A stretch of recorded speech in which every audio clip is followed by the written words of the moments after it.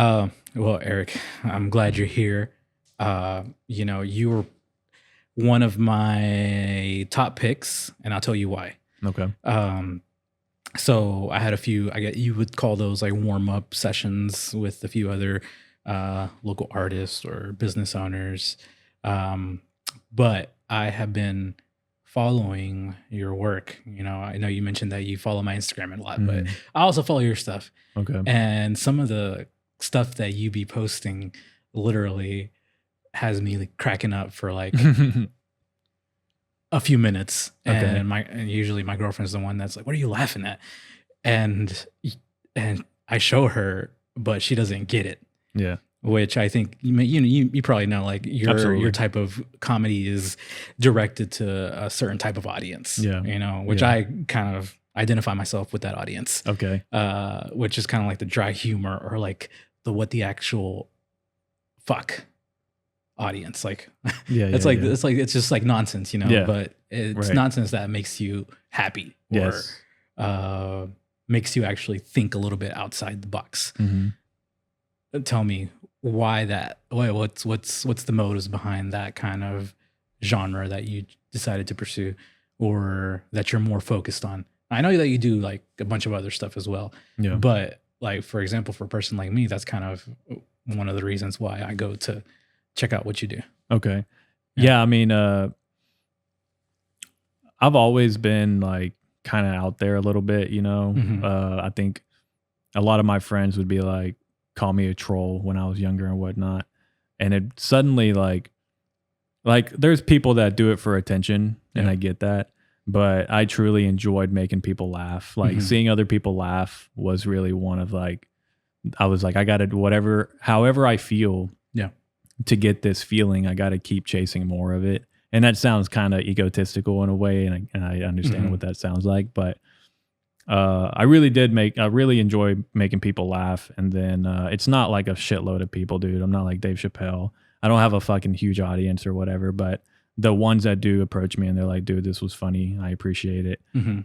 It's like those few people that kind of keep me going a little bit. Yeah. Because it's not, like you said, it's not for everyone. There is a certain audience. Yeah. And I think that's really who I am. I'm kind of a goofball. I'm odd. And that's okay. Yeah. I think people should be themselves. For sure. Correct me if I'm wrong. I think that you did some stand up as well back in your day. Yeah, dude, there Yeah. is a little bit of stand up. It's been something that's kind of been on the back burner a little bit because I did stand up a couple weeks ago, and it had been a while since I had went back, and it was probably one of the funnest things I've done currently is artistically as far as stand up goes. But I kind of stopped it, put it on a back burner a little bit because when you do stand up, you obviously have to do a lot of writing, a lot of material needs to go into play. For sure. And I'm not a very good actor. Like I'm not a very good actor. And you have to go up there and you have to act a lot. Yeah. But I can write. Like I can write, whatever I can do, I know I can write. Yeah. I can't do a whole lot of like making the bit happen, but sometimes whenever I do write something, I'm like, dude, this could be like really big, but there's not a chance in hell right now currently in the state that I'm in that I could make that happen because one, I got to work on the craft, and it's really not something that I'm kind of pursuing because I'd rather pursue other things, yeah, having a crowd laugh is great, but there's like other things that I really enjoy. As I became a father lately. Yeah. So thinking a little bit of like, I would say more grown up a little bit. Obviously, I still like to create content and do whatnot. Well, it seems like being a father has also made you, and take this like as a compliment, but like extremely healthy. I've seen. The last time I saw like, I forget. I was off social media for a little bit for personal reasons, which we can get into later. But going back to social media, and then I see one of your posts, and I'm like, "Who's this?" And I was like, "Is that Eric?" It's like, man, boy's lost a lot of weight. Yeah. I was like, usually it's like the other way around. I don't know. Maybe like someone becomes like a father, they, instead of losing weight, gains weight. Well, what happened? What about being a father, or what happened in your mind that It was nothing about becoming a father, man. I like got on meth really hard. Oh, for real? No, I'm joking. Dude, being a father kind of wakes you up, like looking into my son's eyes and realizing that I have to be around for this guy. I was like, I gotta do better with my life. I mean, during the last 4 years have been crazy in the country that we're in, you know, the United States. That's a whole nother topic, but it affected me personally. You know, the last 4 years were kind of where I found myself digging more into the artistic side of myself. Yeah. And when you're chasing something that seems out of this realm, you kind of start doing things that are not great for you. Because you kind of want to fit into the crowd, you know. That's another reason why, you know, stand up kind of is on a back burner, because there was a lot of times where I was doing things that were not okay, because I'm chasing a thrill or whatever. But yeah, dude, being a father kind of like wakes you up a little bit. I used to not want children. That's the honest truth. Yeah. I used to not want any kids. When I was younger, you know, I'm Hispanic. My parents are from Mexico, so they're like, I can't wait to have grandchildren, and I'm like, yeah, one day I'll have grandchildren. But when the pandemic happened, I was like, there's not a chance in this world that I'm bringing kids into this nation that we're in. It seems like it's like we're struggling now as it is. Like, you can only imagine what your kids are going to see in the next few years. Yeah, it's bonkers what's going on, but you know, you can be so sure about something and then 4 years later be completely wrong. Yeah. And that's something that when I had my child, I was like, man, was I wrong? And I was a little bit hard on myself, you know, because sometimes you're so set on something and you think you're right, and you know you know something that's a fact and it's not. I didn't think the beginning, I didn't think that this would go well, but as soon as I saw my child, I was like, dude, what was I thinking? Like, what the actual hell was that thought? It changes you, bro. Yeah. It was like your younger self too. And like you only think about yourself. Yeah. You only think about yourself. You're selfish. And I don't know if that's normal or what, you know. I don't know if that's just, I don't know if I was brainwashed. I don't know. I really don't know. Yeah. Well, I think it's a little bit about,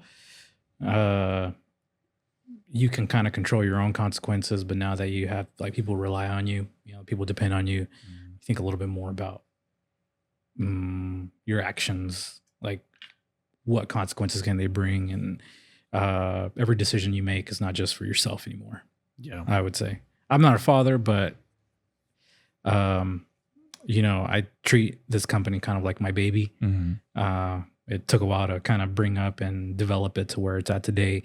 So like every decision, everything I say, I always think of like, well, how could it affect, you know, my baby, my child, which is my company.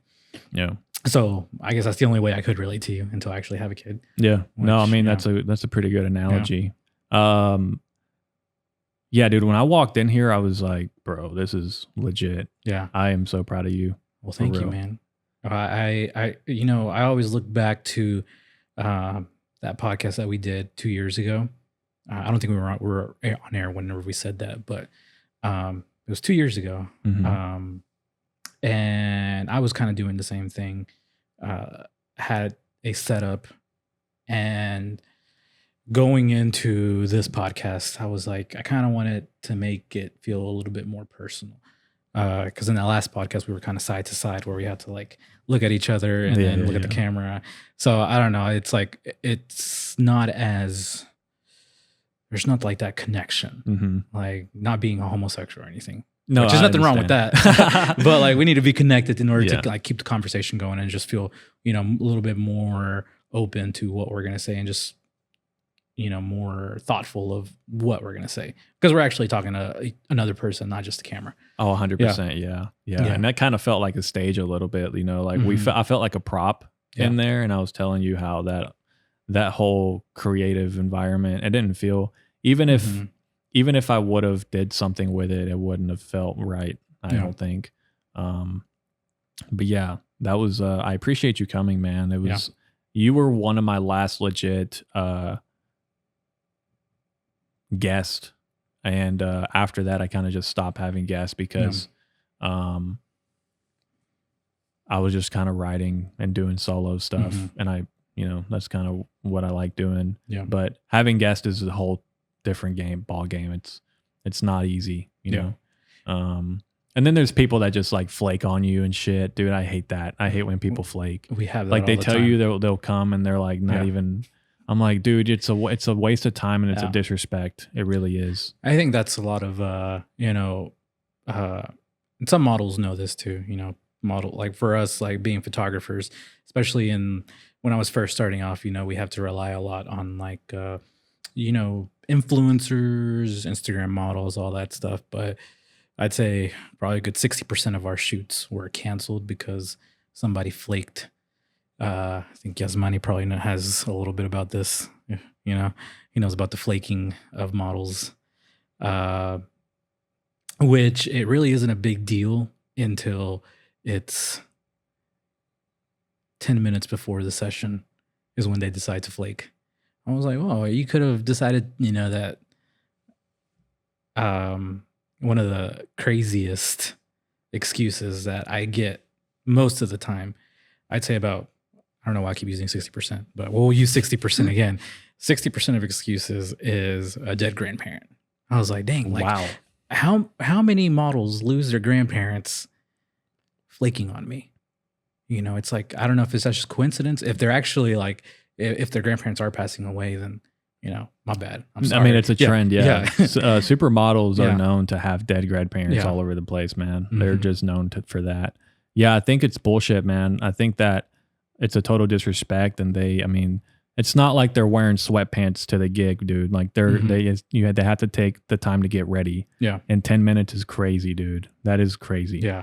Oh my God, that would make me so upset. I say 10 minutes, usually an hour. Before, Bro, if it was 10, an hour is okay. An hour is still not bad, but it's still like. Well, I'm like, I got my bags like ready to go. Yeah.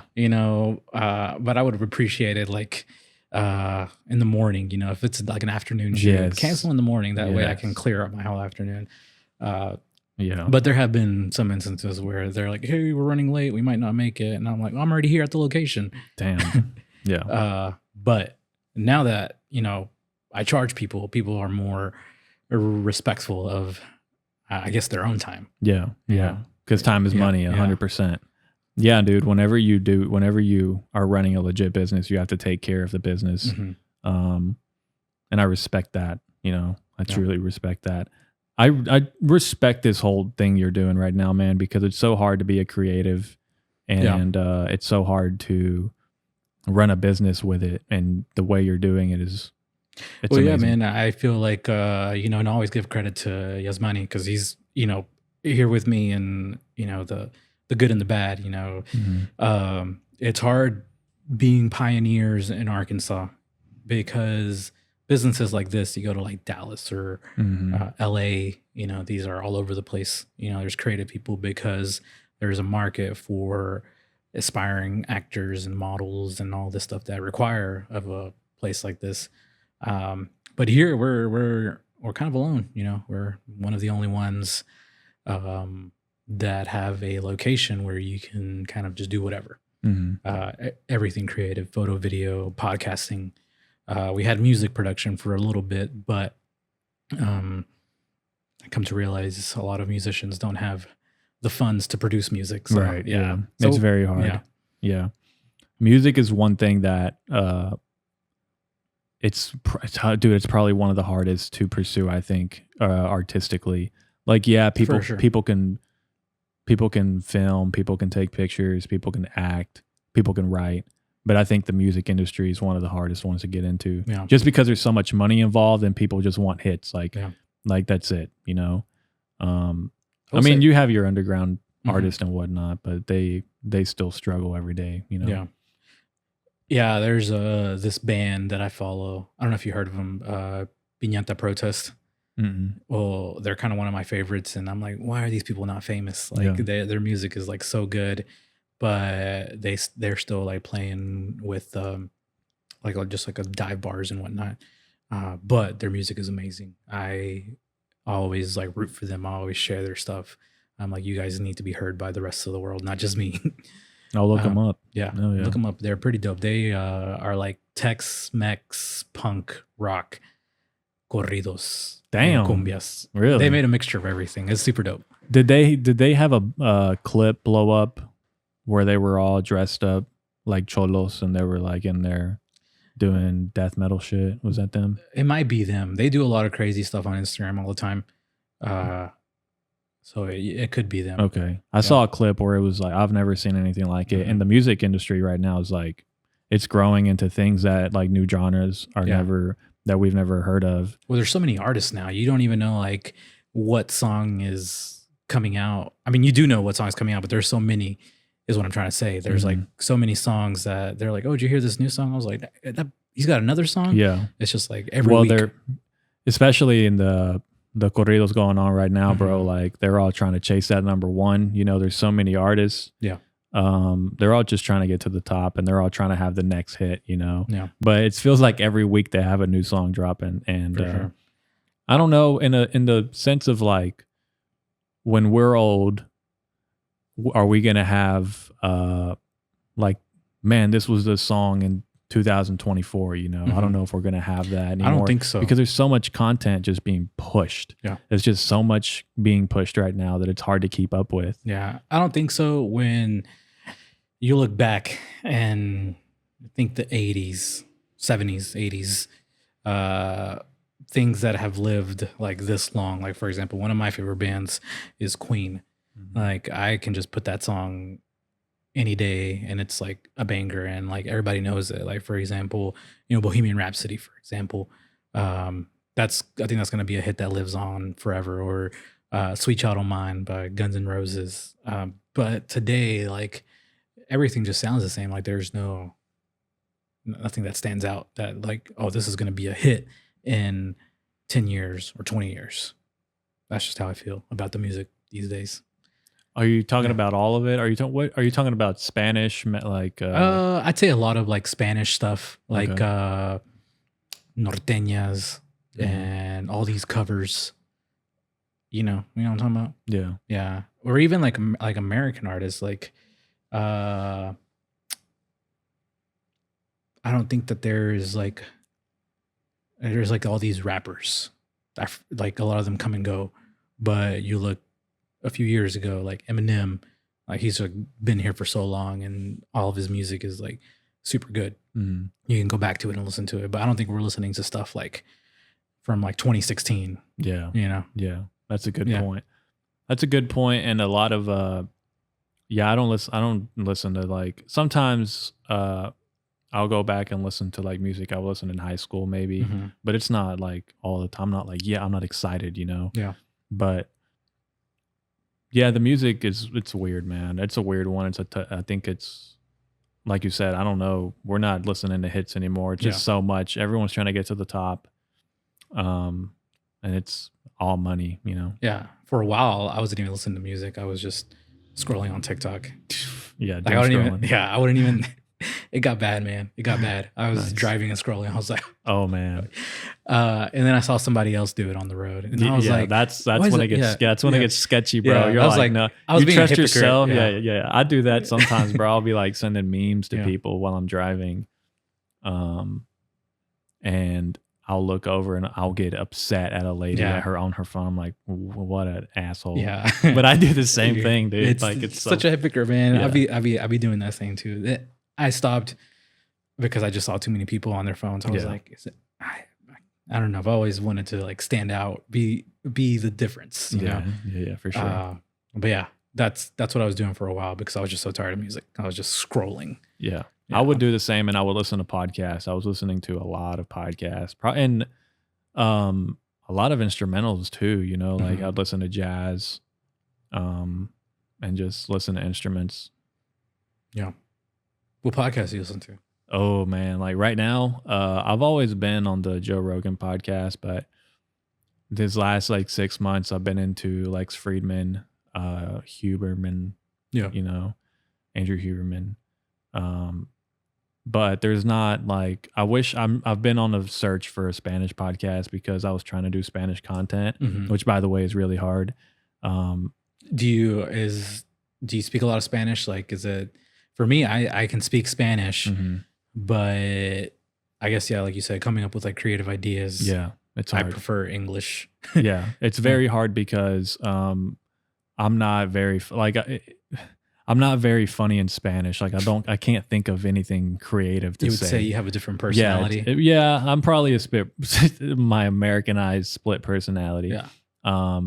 But 100%. It's very hard because I didn't like grow up joking with my parents, like it was very serious. But in English, I was like trolling my friends and shit, Yeah. So I guess it is kind of a different personality, but it's very hard. And whenever I was doing Spanish content, I wouldn't do anything funny. I would just I was more of like spreading some kind of awareness or something in Spanish, but it was kind of like serious content, I guess. And that's very hard to make because like I've already created this like genre of like shit posting, and then here I go with like a serious topic.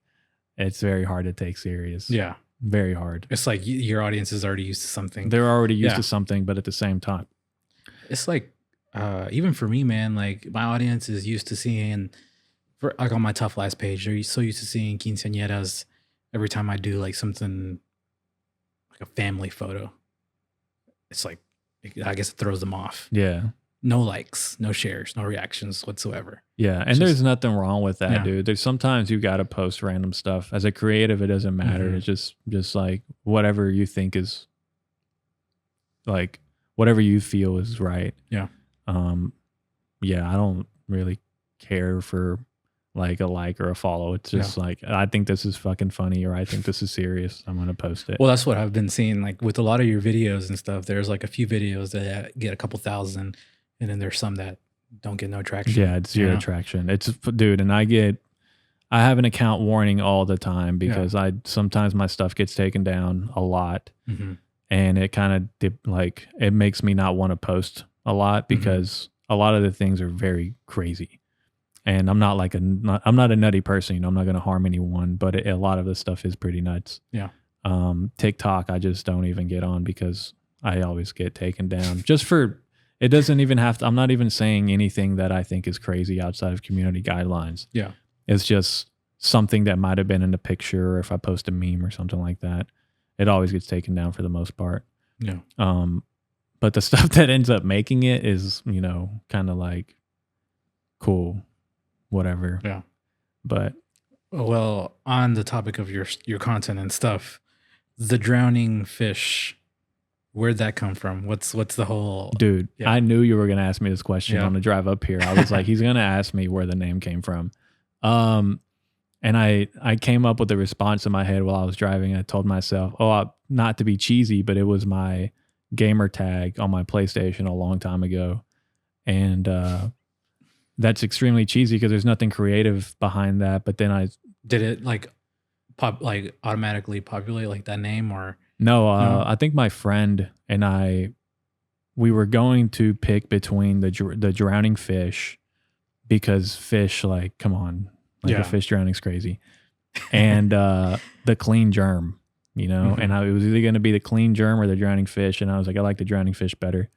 I guess if you take it out the water, is that considered drowning? Or just suffocating? It's suffocating maybe. I don't know. I mean, I don't know, dude.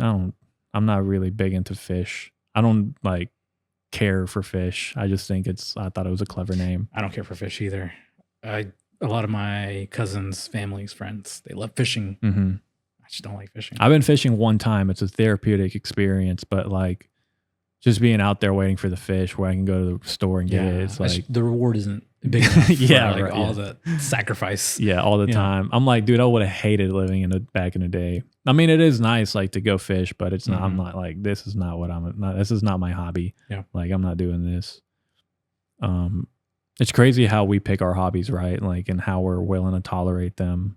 It's true. Yeah. I think once you pick a hobby, you got to stick with it. Otherwise, you look like a loser. Or Yeah, you look like a loser, Yeah. especially when you post it and you don't Yeah. keep doing it. It's kind of like what happened to Yeah. that thing you were doing? Like you were biking 4 years ago. What happened? Yeah, you don't want to be known as that guy that does everything mediocre. Yeah. You just want to be known as like that person that does this really, really well. Really well or repetitively, Mhm. you know, because you see like people that go buy like a $7,000 bike and then they ride it for a year and then they stop, you know. Yeah. And they always blame it on like being injured or whatever. And you're not injured, dude. You just got lazy. Like be honest with yourself. That's what it is. I'm fortunate that my hobby is also my job, so I can just keep doing that. Yeah, that's awesome. You know, and it's like I can do like a podcast today and like a photo shoot tomorrow, and then just post both of those, and those are both my hobbies. But I do have other hobbies which I'm not good at. I like playing the accordion. I bought myself a $2,000 accordion. I wouldn't say that I don't know how to play it. I can play like a few songs, but I don't like read music or anything. So am I even an accordion player? No, I mean, I mean, when you think about the musicians in Mexico, they're very, like a lot of them are very poor. They don't have the time or the resources to go to school to learn. So a lot of them are self-taught without notes. Yeah. Like the drumline guy. You watch drumline? Yeah. Yeah. Like Yeah. that guy. Just like that guy. 100%. Some of the best musicians are like that. Yeah. The accordion is one of my favorite instruments of all time. And I want to learn how to play the accordion, but I don't have time. You know, It takes a lot of time. It takes a lot of time to learn an instrument. And whenever I hear the accordion in a song, like I get really emotional.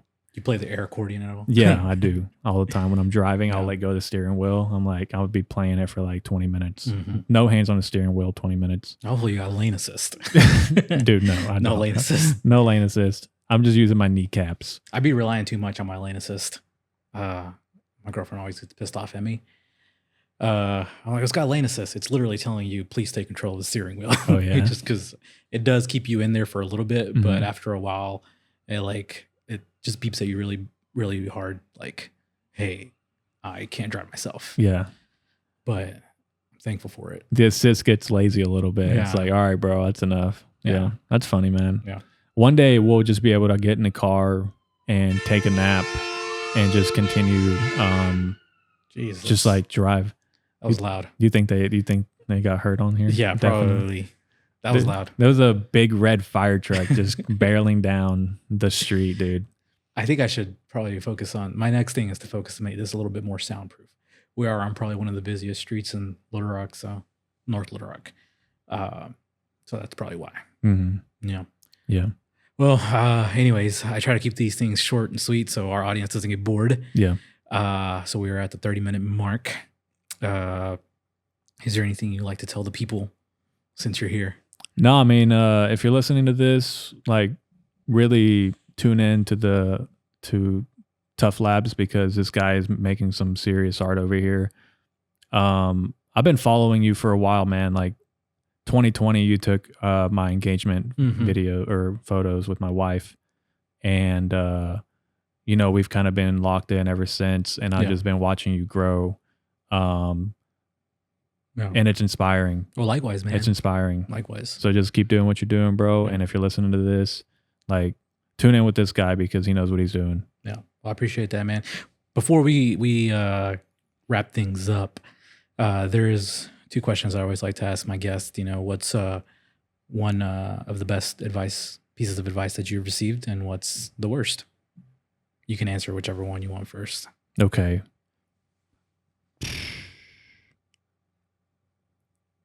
I don't know what the worst advice I've ever received, but some of the best advice I've ever received was probably from my mom and dad.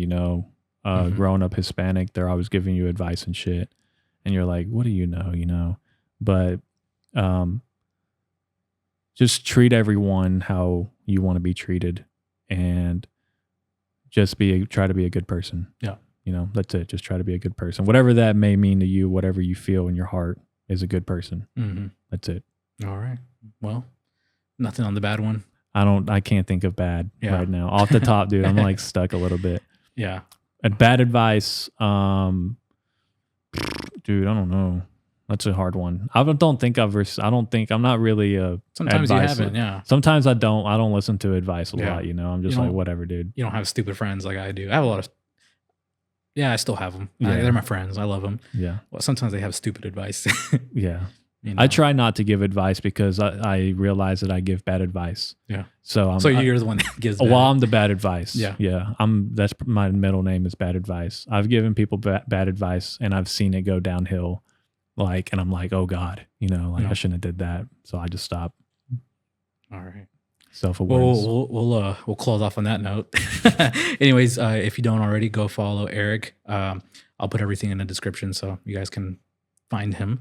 And Erick, it's been a blast having you. Yes, sir. Thank you, bro. Thanks. Appreciate you.